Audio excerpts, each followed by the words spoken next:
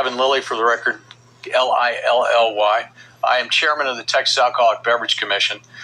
I want to thank all of you here. I want to thank all of our partners as well as members of the media to talk about this important operation and also this important situation.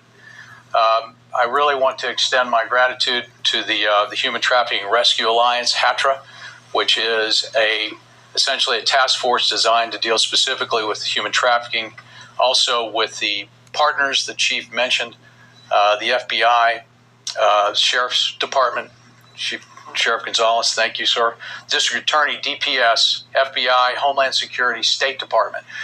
What's important about that is that this is a collaboration between state, federal, and local law enforcement. As the chief alluded to, this crime is so large that we have to use every resource that we can, both at the federal, state, and local level. And today's operation, or this week's operation, I think was reflective of that. I think it also reflects TABC's broader mission that if we can cut off the lifeline for the cartels and the traffickers by shutting down the venues where these heinous crimes occur, that can have, I think, a very important effect. And as he mentioned, this was not an easy operation. If you can imagine one operation is complicated enough, imagine 9 simultaneous operations basically throughout the city of Houston at exactly the same time. Involved flawless precision and cooperation. This really was an extraordinary day for law enforcement in this country, and everyone behind me is to thank for it. And yet,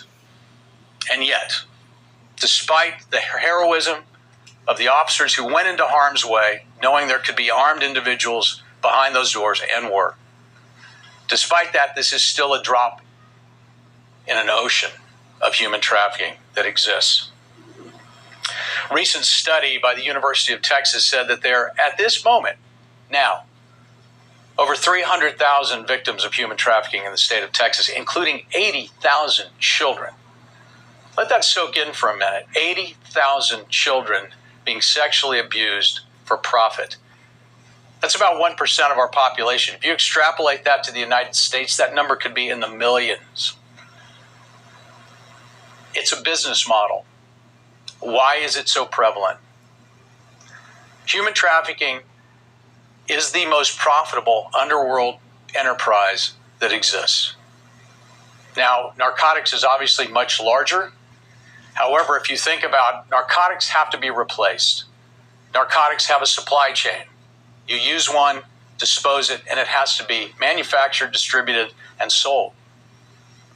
The grotesque reality of human trafficking is that a human being is reusable again and again and again.